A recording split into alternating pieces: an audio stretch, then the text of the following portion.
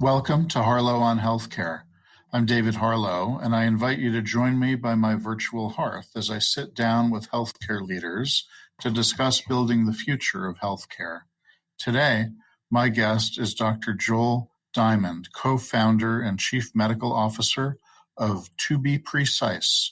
Joel has extensive clinical and technology experience in academic medicine, community hospitals, other companies, and has been teaching and has been continuing to care for patients in family practice in Pittsburgh, Pennsylvania. Joel, welcome, and thank you for joining us today. Thanks for having me, David. It's good to be here. So I wonder if you could tell us a bit about 2bPrecise.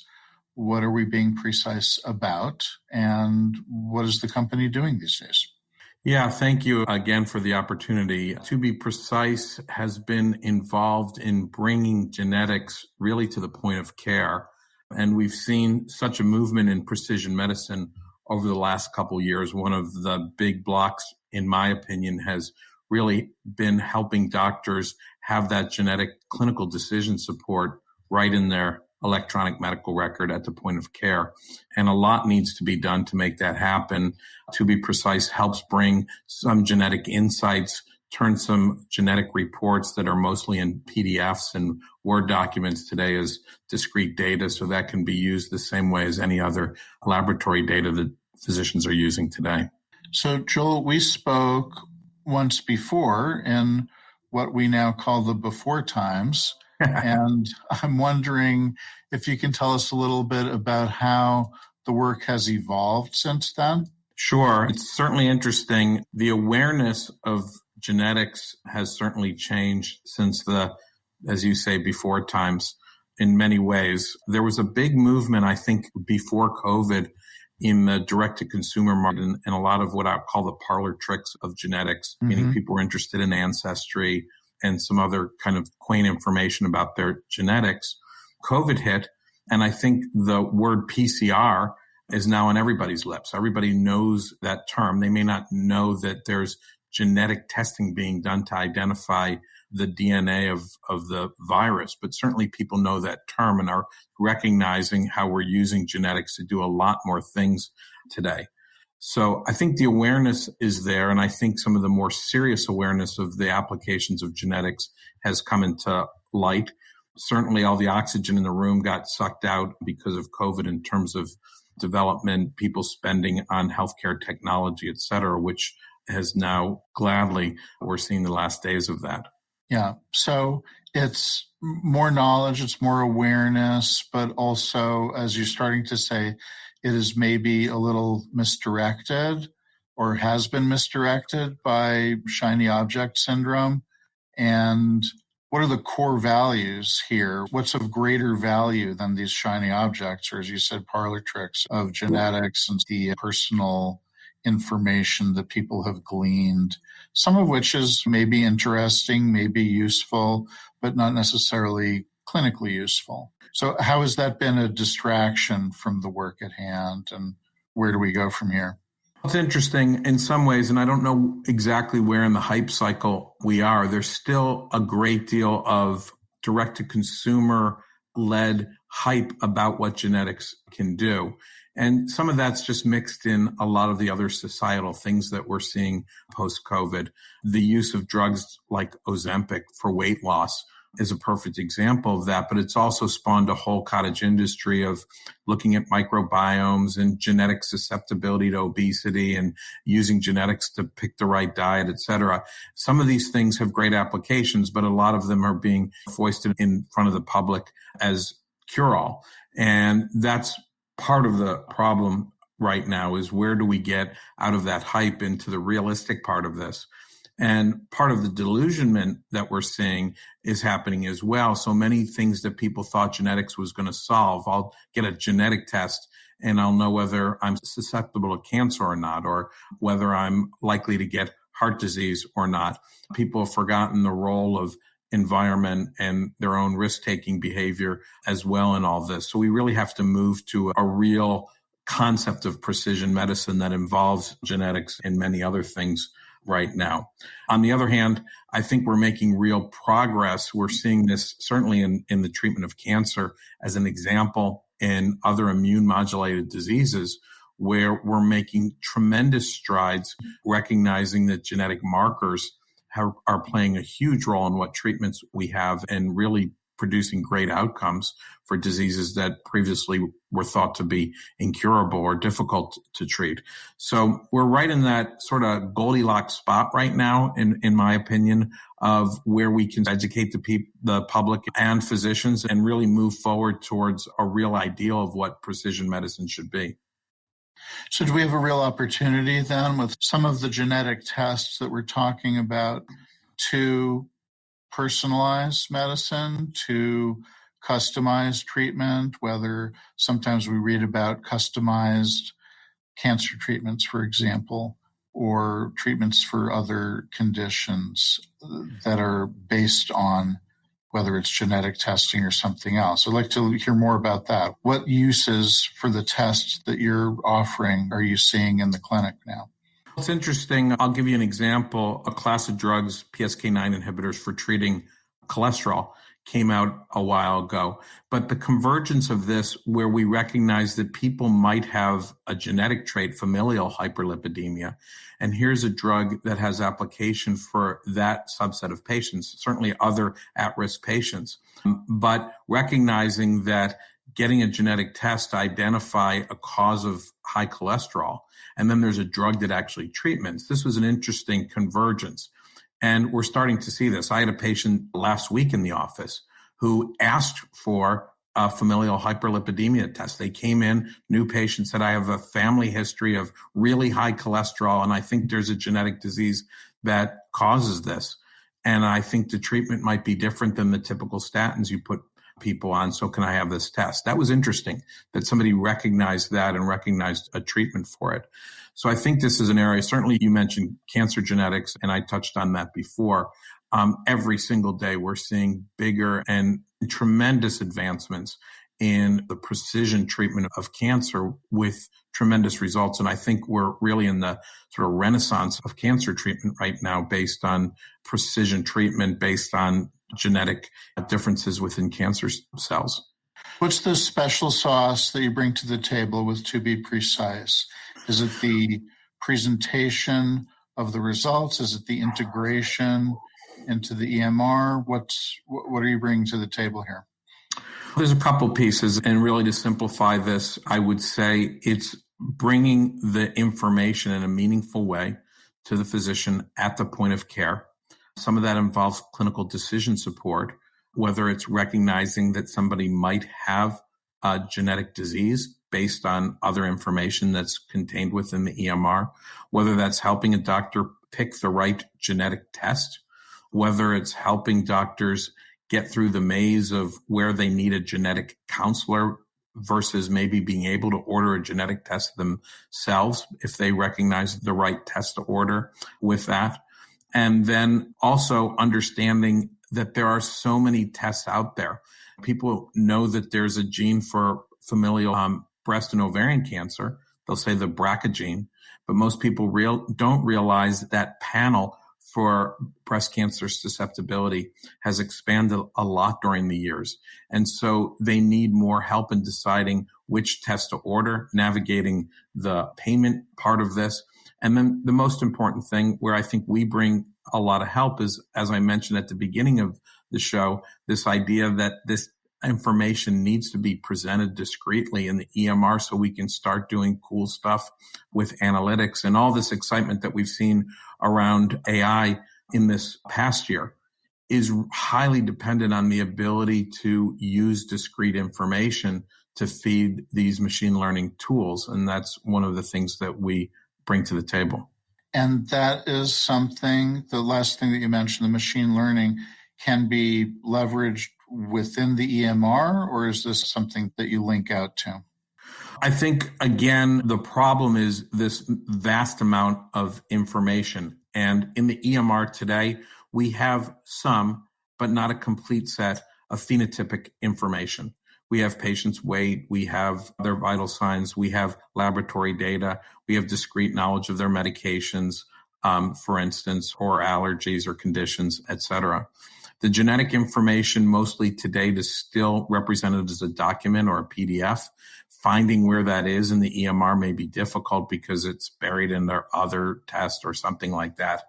And so the first step in marrying this phenotypic and genotypic data together really needs to be done by just the real hard work or the basic work, blocking and tackling of doing the plumbing, getting this information where it needs to be, then helping doctors to ask the right questions is all about the presentation of that data and doing that in a way that's meaningful and at the bedside where we're not adding more clutter and decision support to things. Are there particular disease states where we're at the early stages of something big that you're excited about? And we've talked a little bit about cancers. We've talked a little bit about cholesterol. Are there other disease states or families of disease states where this is interesting or where you think it's about to get interesting? I think that for me, and having practiced family medicine for 35 years, the last frontier of medicine, the place where we're still practicing medicine like old-fashioned times, and that is in the area of behavioral health and in neurological diseases. And that includes things like dementia, et cetera. And these are so important in our society right now in so many ways. These are truly areas where we're treating diseases by a hit and miss approach right now and bringing precision to this, understanding that there are genetic causes or contributions to these diseases is huge. Today, I can say that in my own practice and many other family doctors, just the approach to treating depression and anxiety has changed tremendously with the ability to do pharmacogenomic testing. And that is to get my patients quicker to treatment by not just trial and error, picking an antidepressant medicine and waiting a month and then increasing the dose and waiting another month, et cetera, but realizing that people metabolize these drugs very differently. And I could bring some efficiency using genetic testing to that. So that's been very exciting and something that's been really groundbreaking in my own practice. Now recognizing genetic causes, contributions, susceptibility to some of these illnesses, particularly in the axis 1 diagnosis, bipolar disorder, schizophrenia, is so important. I mentioned dementia as an example. Most people think of Alzheimer's disease, but we know there are so many other forms of dementia under that umbrella, some of which have genetic causes that we could recognize early, including some forms of early Alzheimer's. And I think this is really going to bring us to some huge breakthroughs in the ability to treat these diseases, as well as these other devastating neurological diseases like Parkinson's disease, ALS, et cetera. If you're just tuning in, this is Harlow on Healthcare, coming to you on Healthcare Now Radio. I'm David Harlow, and my guest today is Dr. Joel Diamond, co-founder and chief medical officer of 2bPrecise. Joel, the range of issues that may be identified through genetic testing is potentially extremely large. I hesitate to say unlimited, but maybe unlimited. And there are other, people talk about genomics, people talk about proteomics and metabolomics and many other omics. And I'm wondering how you would tie the work that you're doing to the work that people are doing in other of these omics fields. Yeah, it's a great question. Certainly, when we started 2bPrecise, we talk a lot about genomics, but really we focused on precision medicine and recognized that these other omics would play a big role. Certainly, the area of proteomics, as you mentioned, is very exciting, particularly in cardiovascular disease, looking at markers that have tremendous predictive ability to help stratify populations for risk. As an example, combining that with other risk factors, whether they be genomics or metabolomics, as you discussed, or maybe even the microbiome and things that we eat and our gut metabolism. When we start combining all of those things, then we can get to these really, truly more accurate models of how to put people in a category of risk, or more importantly, to take them out of a category of risk.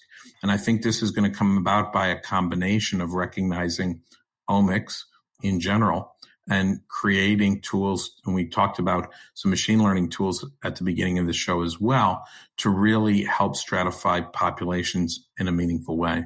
It seems like that's a huge undertaking. The volume of data and the variety of data is just tremendous. And I guess the question is, do we have a way of accounting for all of that now, or is that sort of something that's under construction, so to speak?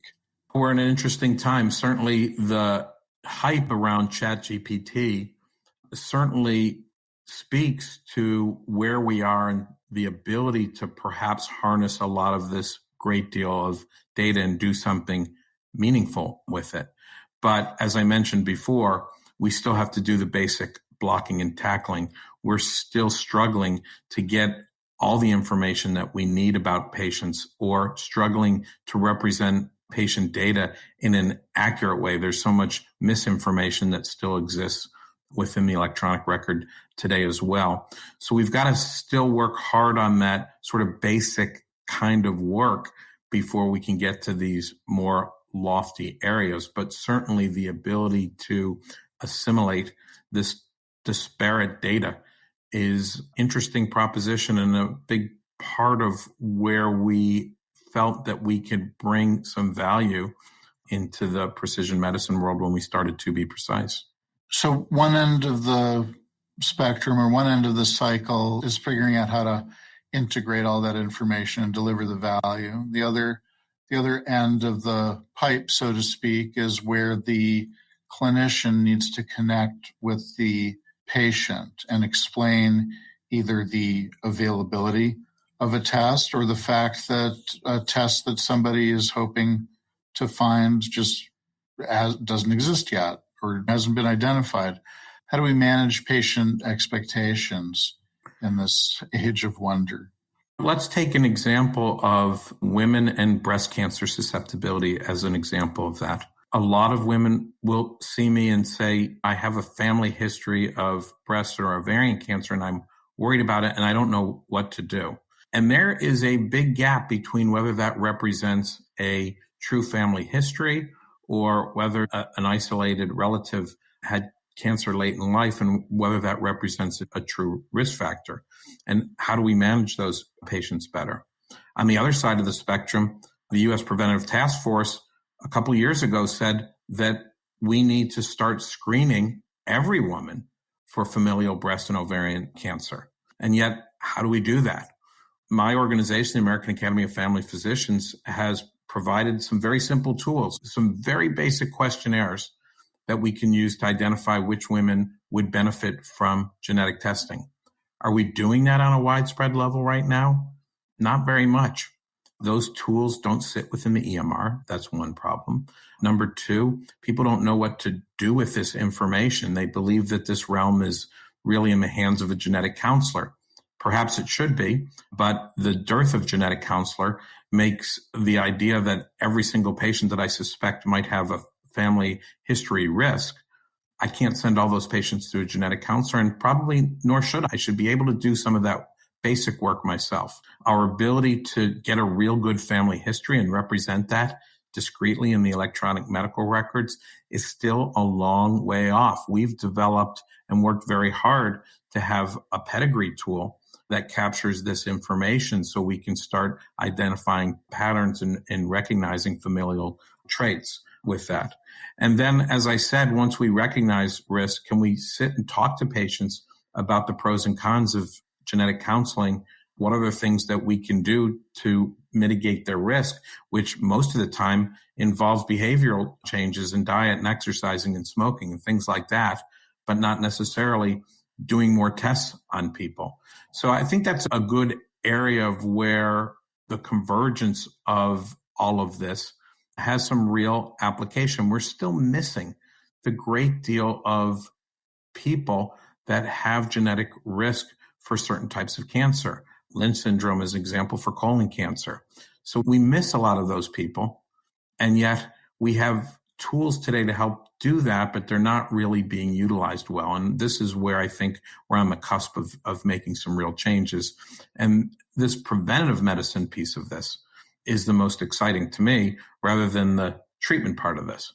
Great. So it sounds like a tremendous project of patient education, clinician education, and surfacing tools in a just-in-time way to make the whole thing a little bit easier.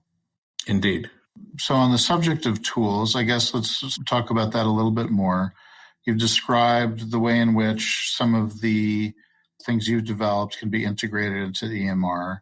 Are there other tools that we need to be thinking about, whether they're integrated into the EMR or in some sort of ancillary domain? We certainly have a big gap still around the payment area related to this. And I think that's a very hard part on one hand. The other part was the genetic counseling piece that I talked about. It's so hard to get people to genetic counseling, and whether tools like telemedicine and genetic counseling will help mitigate that, I think, is another area. And expanding on the COVID area telemedicine boom that we've had and really bringing it into this realm is going to be a very important piece right now. And then certainly not just pure analytics, but the expansion of tools for doing natural language processing is certainly another piece that will continue to add to our ability to gather data and understand that data and make sure it's accurate. Great. So, Joel, to wrap things up, I'd like to ask, if you were to wake up tomorrow and find yourself 5 years in the future, what's one thing in healthcare that you would hope or maybe expect to find has changed drastically?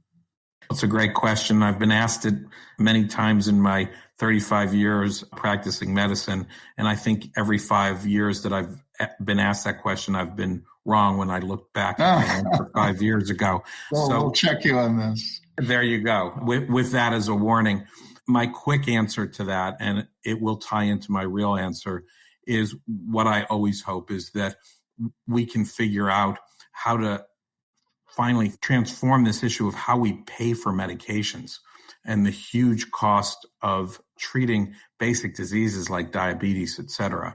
And that's really what my hope is in 5 years, that we can come to some sort of equity in terms of payment and availability of medications in this country. Having said that, I do think that precision medicine, which I'm really passionate about, finally hits its stride in 5 years. And I think it will. I think part of that, and we've talked about the limitations of the electronic medical record, I think where we are into 2023, the EMR has hit its zenith in its current form. And I think it needs to move away from a tool mostly as a word processor and a billing tool into something that could help physicians really make diagnoses efficiently and lead to better treatment in an efficient manner. And some of that involves decision support and some other things. So I think the promise of analytics and AI, although it's a much hyped discussion point today, I do think if we look at the 5-year mark, this is really what's going to improve this efficiency in diagnosis and treatment discussions as well with this. And part of the area that I think this will help the most is we've moved in the last couple of years from doctors just having a gut feeling of how to treat things to really using evidence-based medicine to help us in our treatment and bring some standardization. The problem is, I think in some ways the pendulum has swung too far, and now we've regressed to treating the mean. And so those patients that are outliers for various reasons, whether it's social determinants of health, whether it's a unique genetic disease they have, or it's a combination multifactorial part of their disease risk, we have to be able to recognize that and not just treat the mean. And I think that's where we're shooting for in precision medicine, is to really treat those people. Listen, today we do a lot of colonoscopies to be able to diagnose and treat a single colon cancer. We put a lot of people on statins to treat one or prevent one heart attack, as an example. We've got to do a much better job than that. And the promise of precision medicine, I think, is really to bring some granularity to helping stratify those populations. And that's where I think we're going to see a big difference in 5 years from now. That's an encouraging view of the future. Thank you. You're welcome. And then prove me wrong again in 5 years, I'm sure. I hope not. It's a pleasure speaking with you today. Pleasure's always mine. Thank you very much, David. You have been listening to Harlow on Healthcare. Join us at healthcarenowradio.com. Let's continue the conversation on building the future of healthcare together at #HarlowOnHC. I'm David Harlow, keeping the fire going and holding a seat open for you. Until next time.